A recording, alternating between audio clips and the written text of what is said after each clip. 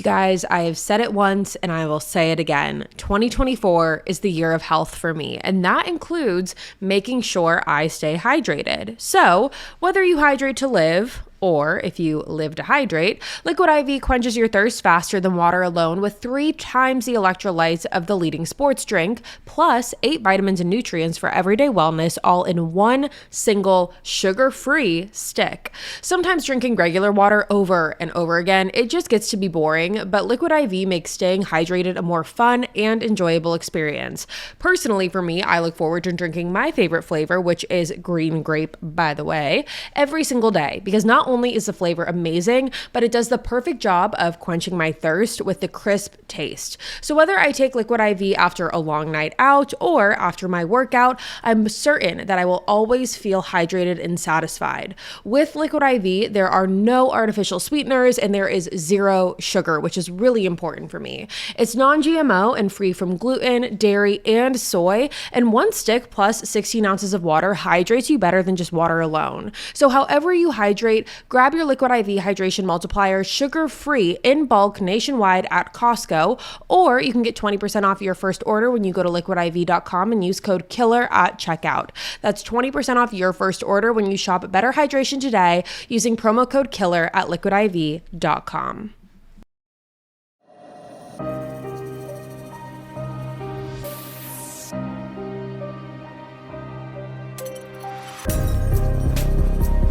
Hello everyone, what is up? Welcome back to another episode of Killer Instinct, you guys. Thank you so much for joining me here today. If you're new here, hi, my name is Savannah and I'm your host of Killer Instinct. Before we get started, make sure you go ahead and hit that subscribe button. That way you never miss an episode. We post weekly here on the podcast every single Wednesday. We also post the video version onto YouTube on Wednesdays as well. So make sure you are subscribed.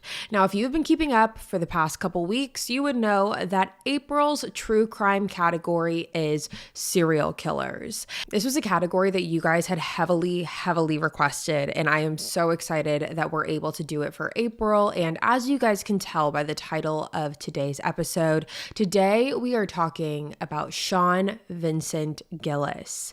I'm not going to say too much because I don't want to give anything away, so let's just jump right on into it today.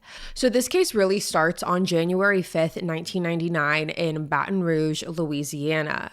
On that day at approximately 4:45 a.m., 911 operators received a phone call from 2 hunters that claimed that they had stumbled across a dead body located in a newly built neighborhood. Now, immediately, police drove over to the area, and the newly constructed neighborhood was very secluded. There were only a couple houses that had been built.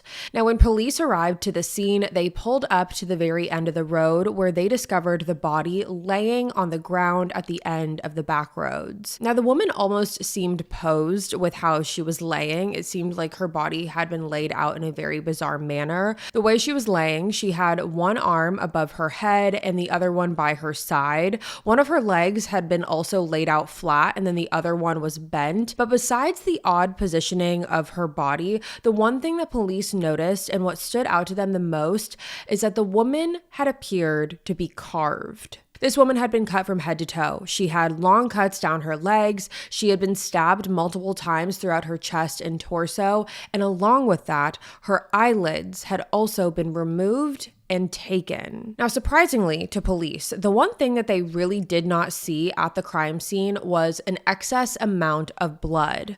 With the injuries that the woman had endured, it was without question that there was going to be severe blood loss. There should have been blood absolutely everywhere from this crime scene. However, there was none. And because of that, it really led police to believe 2 things. One, that this was probably not where this woman was killed. More so, it was a dumping site.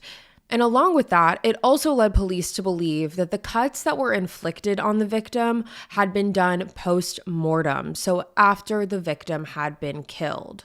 Now, another reason that police believed that this was simply just a burial site rather than the place that the woman had been killed was because there was no evidence of anything in the surrounding areas. There was no evidence of a weapon. Like I said, there was no blood evidence. And along with that, there was nothing left at the scene. The woman did not have a purse. She did not have a wallet. She did not have an ID on her. And along with that, all of her clothes had been taken as well. Now, in terms of where the victim's body was found, like I said, it was found at the very end of a back road, and police had actually seen that where the victim was laying, it was right underneath a dead end street sign. And with looking at this, police were trying to figure out if this was simply just coincidence or if this was their killer almost poking fun and taunting the police instead.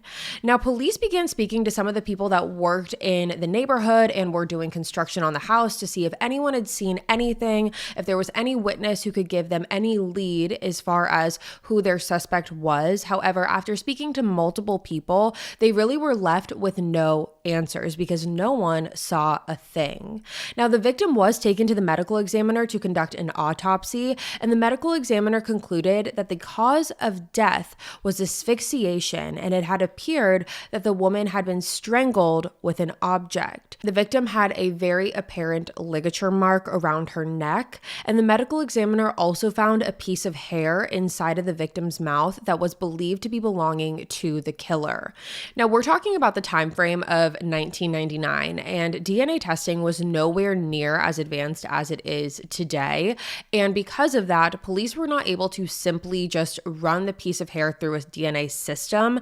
What they had to do is they had to wait for police to bring forward a potential suspect, and then that way they would be able to confirm whether the potential suspect's piece of hair matched the piece of hair that was on their victim. Now, they were able to do some comprehensive testing on this piece of hair, and through that, they were able to figure out that the piece of hair did belong to a white male. Now, while they weren't really able to get much information about the killer, they were able to get information about their victim. They were able to take fingerprints and ran the fingerprints through the system and saw that their victim had been arrested for a minor arrest in the past, so the fingerprints were in the system, and she was identified as being 29-year-old Catherine Hall. Now, sadly, there really isn't much information out there about Catherine, and I looked high and low trying to locate any information that I could. As you guys know, I like to present you guys with information about the victims that we talk about to show who they were outside of the case itself. However, there really was none, unfortunately, in regards to Catherine. Now, the days after Catherine's body was discovered, police had received a phone call from crime scene investigators saying that they had found Catherine's ID out on an area called River Road. The ID was found in a jacket that was laying over the fence, and there was blood spatter on the fence. Now, they also discovered a large plastic zip tie in the area as well that police believe was used as the ligature to strangle Catherine. Now, that was really all of the information that police were able to initially gather in regards to Catherine's murder. They had no leads, and they really weren't making any progress in Catherine's case. The case really was at a standstill, so it eventually went cold for several years. So then fast forward several years later to October 11th, 2003, and this was approximately at 3:30 p.m. when 911 operators received a phone call from two teenage boys who claimed they discovered a body in the woods. Now, the body was found in the woods off of Port Hudson Road, and how this road was set up, just to give you a visual, was you could get off on the side of the road, but then there was a trail that took you back to the woods. So it wasn't like you got off on the side of the road and the woods were right there. It was you had to take a trail to get to where the woods were. And when police arrived, they were guided by these two boys back into the woods where they had discovered the body.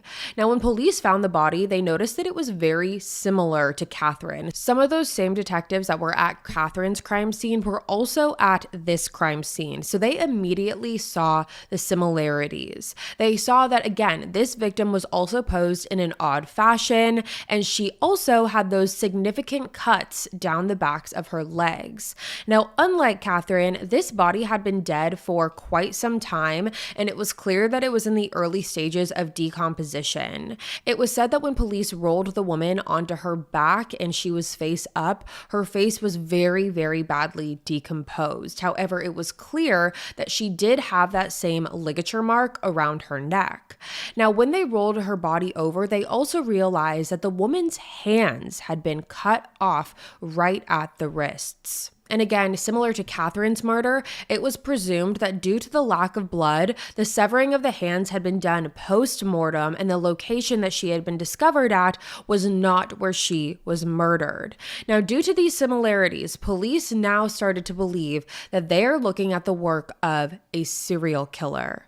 Now, during the autopsy of the second victim, the medical examiner confirmed that the removal of the victim's hands was done post-mortem. It was also confirmed that the cause of death was strangulation, which again matched up with those ligature marks on her neck. Now, there was another similarity to Catherine's murder as well, and that was that this time there was another piece of hair, and this piece of hair was found in the victim's wrist, her severed wrist. There was a piece of hair in them, and after processing that hair, it was confirmed that the hair from this victim and the hair found on Catherine was a match. So it was from the same person. But again, police still did not know who that person was. Now, shortly after the autopsy was performed, police received a phone call from a woman named Laura Williams who said that she wanted to file a missing persons report for her mother, 45-year-old Johnny May Williams. Johnny May was born on November 16th, 1957 in Louisiana to her parents, Richard and Octavia. She had two siblings, and when she got older, she settled down and married a man named Larry Williams, and the two had three children, Laura, Jenna, and Larry Jr. They lived in Sunshine, Louisiana, and after police spoke more with Laura about the physical description of her mother, they were able to confirm that their victim was in fact Johnny May Williams, and they were also able to make a positive identification through using Laura's DNA. Now, after talking more to Johnny May's friends and family, they learned that Johnny May lived a very high-risk lifestyle. She was known to have walked the streets of Baton Rouge late at night. She often engaged herself in different sex work, and because of that, she was involving herself in potentially very dangerous situations. And while they were learning a lot of new information about Johnny May that was indeed helpful to the investigation, it really didn't help police narrow anything down. So they were starting to get frustrated because they really had no leads here. They still didn't know who was doing this, they didn't know why they were doing this, and they didn't get any closer to finding any new leads. Then, several months later, on February 27th, 2004, there was another victim. Around 7 a.m., 911 operators received a phone call after a couple had been out looking for their lost dog, and instead, they stumbled across a dead body. The body was laying on top of a brush pile off of the side of the road into a secluded area, and at first, the couple assumed that the body was a mannequin. However, upon closer look, they realized that it was, in fact, a dead body. Now, when police arrived to the scene, they discovered the body of a woman who had also suffered from severe post-mortem cuttings. Her left forearm had been cut off from her body. She had a ligature mark around her neck. She had her nipples removed, and there was also a 3x3 almost perfect square of flesh that had been removed from her thigh as well. Now, like I mentioned earlier, the body was discovered in a secluded area that had been nearby to a dam and a pond, so there had been some mud in the surrounding area, and when police were canvassing the crime scene, they did in fact find a tire track that was left in the mud nearby. Now, police could tell that the tire tracks were fresh, so they ended up taking an impression of the tire print and sent it off to the crime lab to get proper identification of the tire. Now, while that was happening, the body of the victim was then sent off to the medical examiner to perform an autopsy.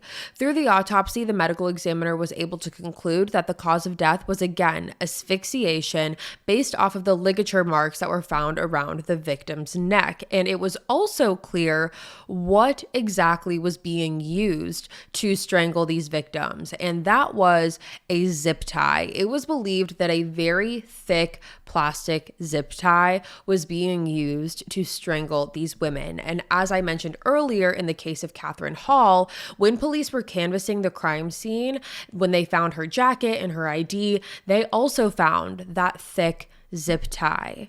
Now, the medical examiner also found traces of DNA underneath the victim's fingernails, which had appeared to have been done in order to fight back her killer. And they were able to get that DNA from underneath the fingernails and compared it to the hair follicles that had been found on Johnny May and Catherine. And all of those were a match. So this was even further confirmation that all of these kills were being done by the same person.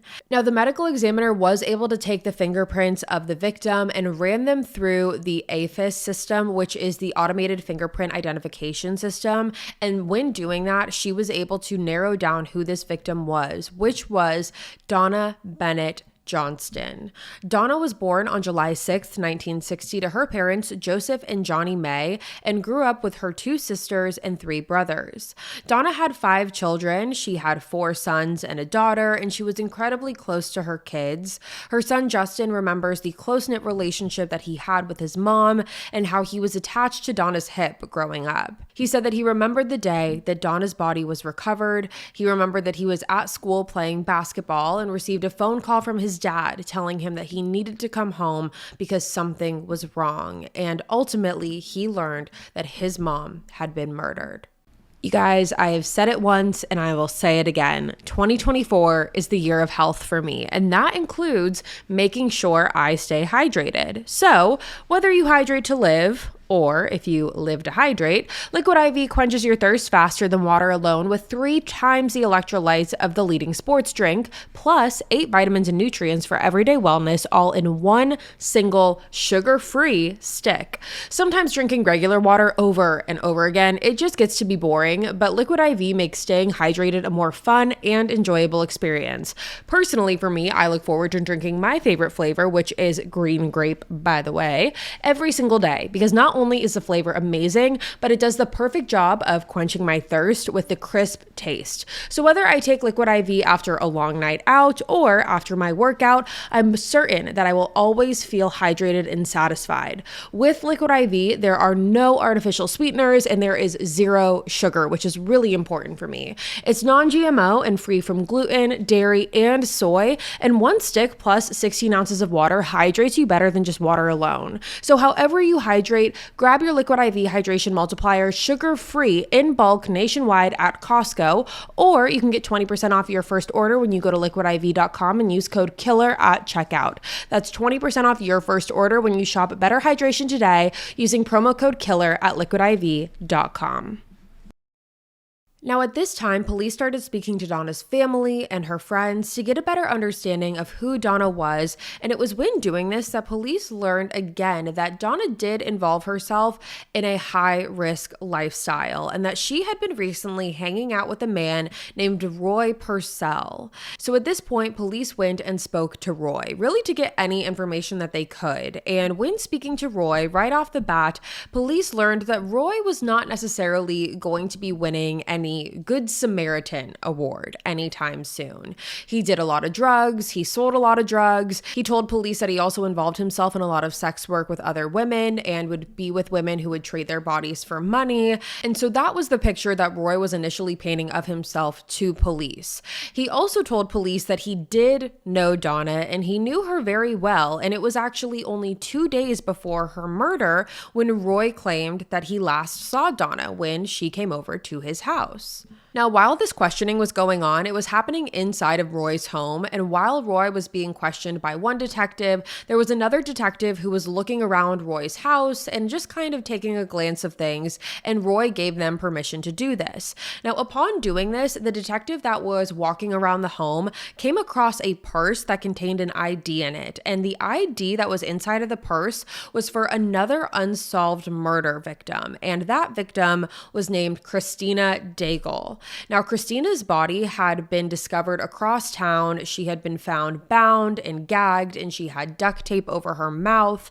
And when asked about this, Roy claimed that he also knew Christina. He was friends with Christina as well. Now, because of this, things aren't looking too great for Roy in this moment, because police are now looking at a man who is connected to two women who end up murdered, one being Donna and the other being Christina. Now, Roy adamantly denied that he had anything to do with either one of these murders, and police at this point aren't believing him. They believe wholeheartedly that they had found their killer, and they ask Roy to submit a DNA swab, which he voluntarily does. And at this point, it was a waiting game. Police brought back the DNA swab, sent it off to the forensics lab. However, it quickly came back to be a negative match to the other DNA samples that were found on all of the victims. So because of that, this told police that Roy was not their guy, and now they are back to square one. Now, at this point, police decided that they wanted to get the FBI involved in this case because they really needed help creating a profile for their killer in order to help narrow down who they were looking for here. Now, when the FBI got involved, the FBI made several observations. They said that whoever was doing this didn't necessarily care about the kill itself. That wasn't the exciting part for their killer. It was more so what happened after the kill. And that was very apparent because whoever this murderer was, he was spending a lot of time with his victims after he had killed them. The FBI believed that the severing of the limbs and the carving of the victims was purely for sexual gratification, and that was the part that the killer looked forward to the most every single time. They said that all of these traits were in fact very rare. This was not something that police were used to seeing very frequently or something that they saw very often. However, at this point, they had a little bit better of an understanding of the type of guy that they were looking for. Now, I want to go back for a second and talk about the tire track impressions that we mentioned earlier. Now, police took those impressions to a local car dealer in Baton Rouge, and the detectives were able to get confirmation that the tire marks were in fact from a specific tire called Aquatred 3. Now, Aquatred 3 tires were a specific type of tire that came from the Goodyear Tire Company. And police spoke with Goodyear right after getting this information, and Goodyear was able to give police the list of dealerships in the area that carried that specific tire. So now police had this list of everywhere that carries these tires, and they went one by one to each of these dealerships that had the tires and were able to get a list of the customers that were purchasing the tires. Now, with this list, it was a very long list at first. However, police were able to narrow it down based off of the fact that they knew that they were looking for a white male. And they finally were able to narrow down this list to about 100 people. And once they had that list of 100 people, they then divided up the list to several different officers who all went and spoke to every single person on this list. They asked them questions,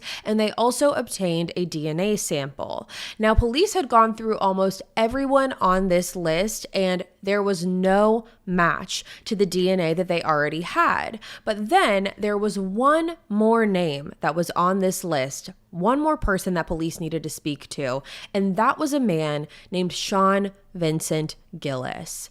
On April 28th, 2004, police went and spoke to Sean Gillis. Sean had purchased a set of the Aquatred tires, and when police arrived to his house, they saw that Sean's car was sitting in the driveway with those same exact tires still on it. Now, police knocked on the front door. However, they didn't get an answer, but they started hearing some noise coming from the backyard.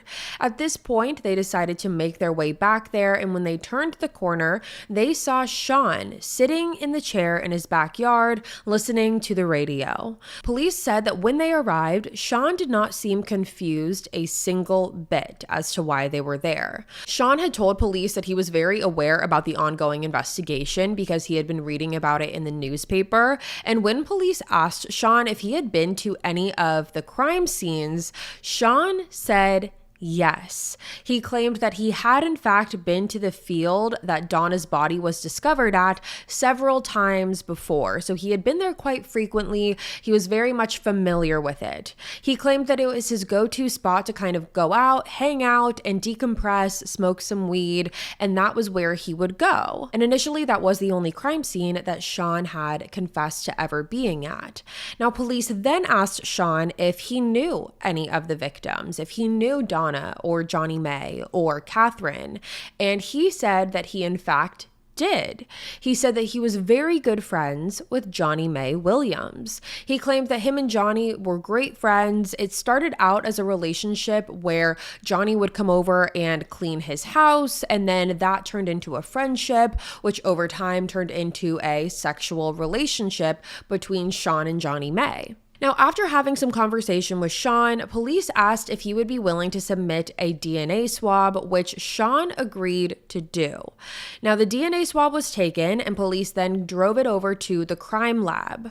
Police also asked Sean at this time if he would be willing to come down to the police station and continue to answer a few more questions and just continue having conversation with them, and Sean agreed to do this.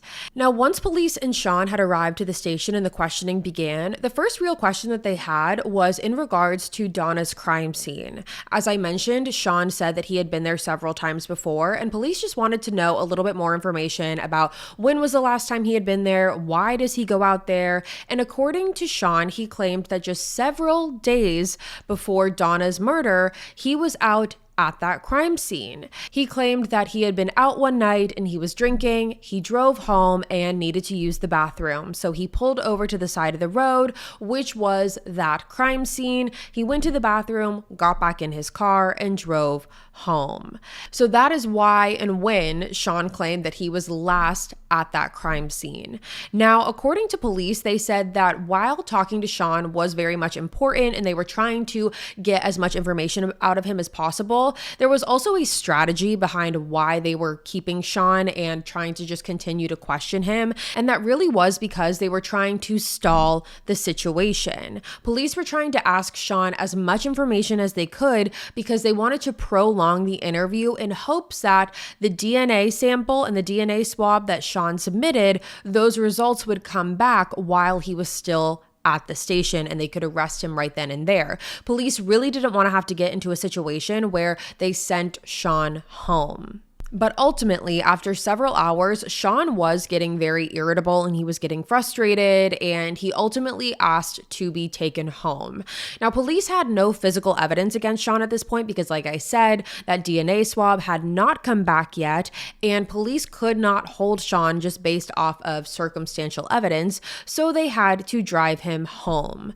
Now, police were a tad concerned, not knowing if Sean was going to try and leave town or run away. So they did have several police cars surveillancing his house right after they dropped him off. So they dropped him off, and then several police were sitting in their vehicles outside of the home. And then at about 1 a.m., police received the phone call that said that Sean Gillis's DNA swab was a positive match to the DNA that was found on the prior 3 victims. And this was the physical evidence that police needed in order to go ahead and make an arrest. So right after they got this phone call on the early morning hours of April 29th, 2004, police moved into Sean's home.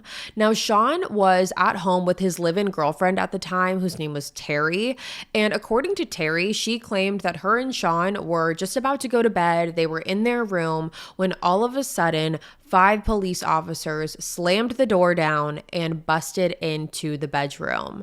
Once the officers ran in, Sean was arrested right then and there, and Terry claimed that she kept on repeating over and over again, "What's going on? What's happening?" She had no idea about anything. And according to her, Sean just looked at her and said, quote, "Sorry, honey bunny."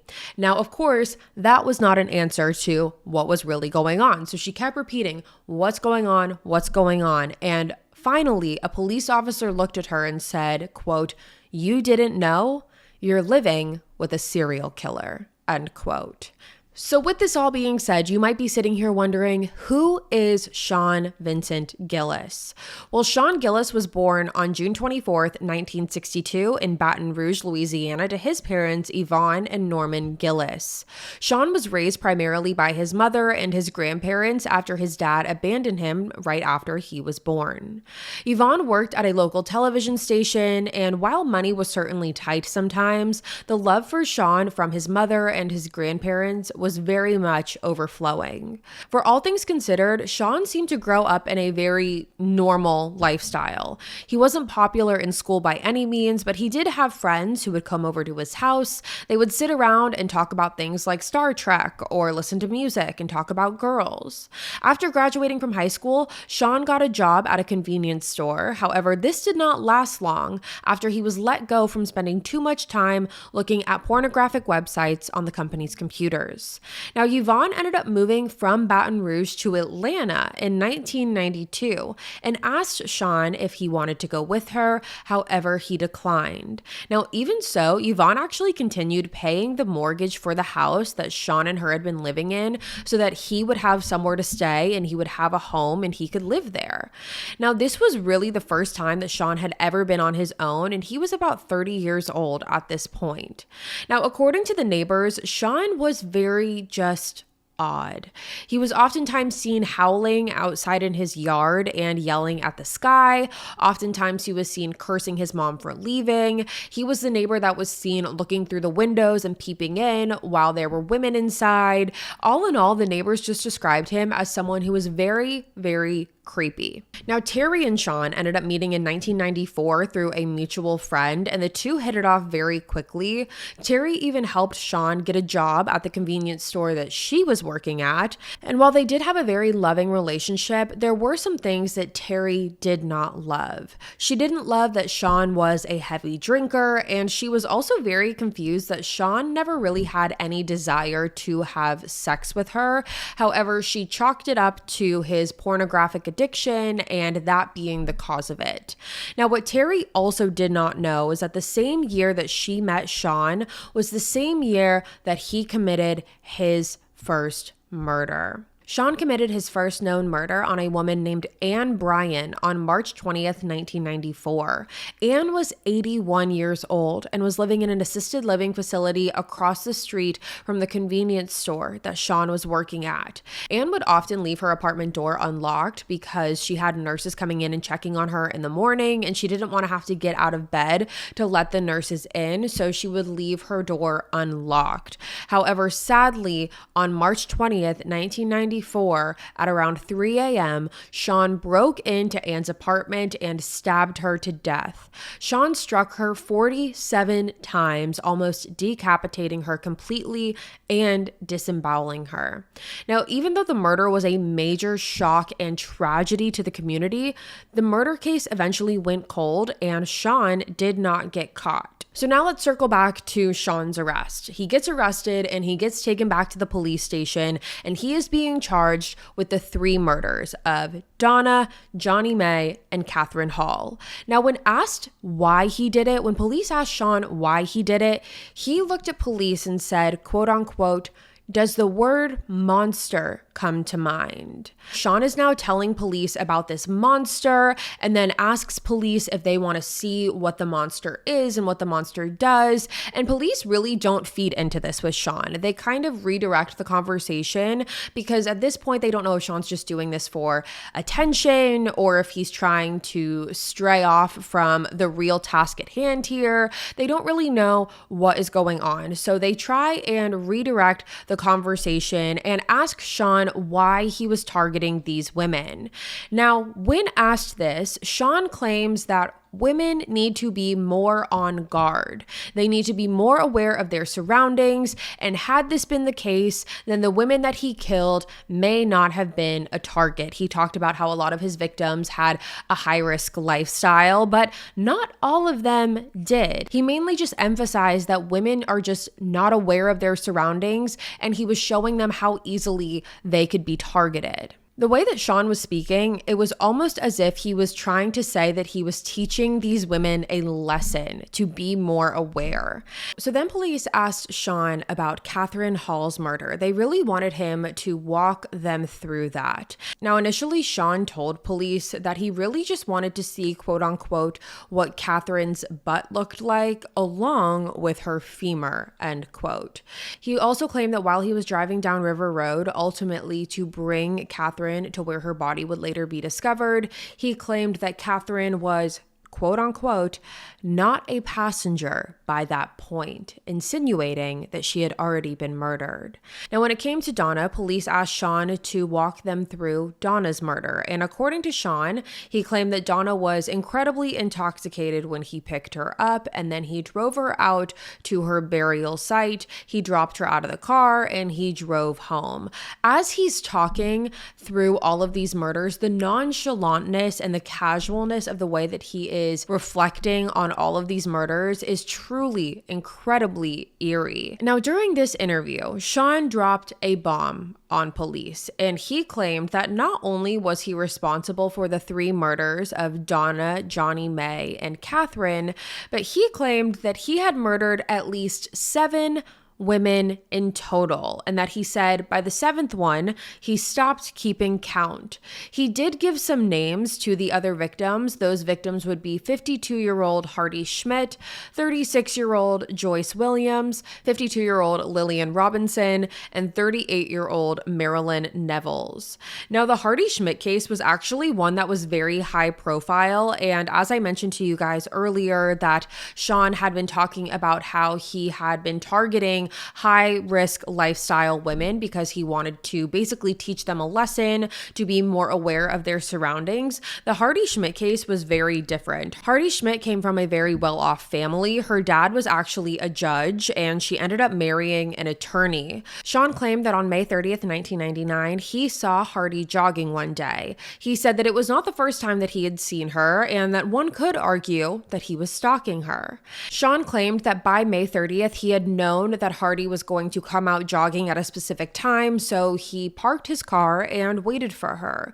And Sean said that just like clockwork, and as he had predicted, Hardy shortly came afterwards jogging, and he started his car and began following after her. Sean claimed that he ended up pulling up behind her and ran his car into the back of her. He claimed that she flipped over and Sean came out of his car. He claimed that Hardy was worried about her back, and that is when Sean looked at her and said, quote, "Lady, your back is the least of your problems right now," end quote. Police then asked Sean why he had this obsession with cutting and carving his victims. They wanted to know where this desire came from. And that is when Sean claimed that it really just started in his early to mid-20s. And throughout the entirety of multiple interviews with police, Sean is seen laughing and joking about his murders. Like I mentioned earlier, he had this nonchalantness and casualness about the way that he talked about his victims. He claimed that he raped many, if not all, of the women that he killed after he murdered them. He also claimed that he masturbated with the severed parts of his victims. At one point, he used a cookie jar analogy and claimed that when you see a cookie jar and you want it, but you know you can't have it, and once you put your hand in the cookie jar and you taste a cookie, you know what a cookie tastes like, and you're going to want that over and over again. So he compared a cookie jar to the tragic and horrific murders of multiple women where he dismembered them and raped them. Now, police did search through Sean's home, and that is when they found 45 images on his computer of Donna Johnston's mutilated body. And those 45 were all of just Donna.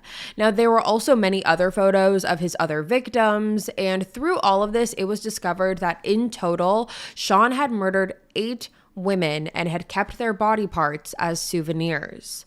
Sean stood trial on July 21st, 2008, and was found guilty and sentenced to life in prison without the possibility of parole. Now, the reason he got life instead of the death penalty was because the jury actually came to a deadlock when it came to the death penalty, so he was just sentenced to life in prison instead. He is currently 61 years old and is being held at the Louisiana State Penitentiary, and that, you guys, is the case case of Sean Vincent Gillis. I'm really curious to hear what you guys have to say about this case. I'm very interested to know all of your thoughts about it, so please let me know in the comments below. But with that being said, you guys, that's going to be all for me today. Thank you guys so much for tuning in to another episode of Killer Instinct. Again, if you're new here, hi, my name is Savannah. I'm your host of Killer Instinct. Make sure you go ahead and hit the subscribe button. That way you never miss an episode. We post weekly here on the podcast every single Wednesday. You're not going to want to miss it. I'll be back next week with a brand new one for you guys. And until then, stay safe.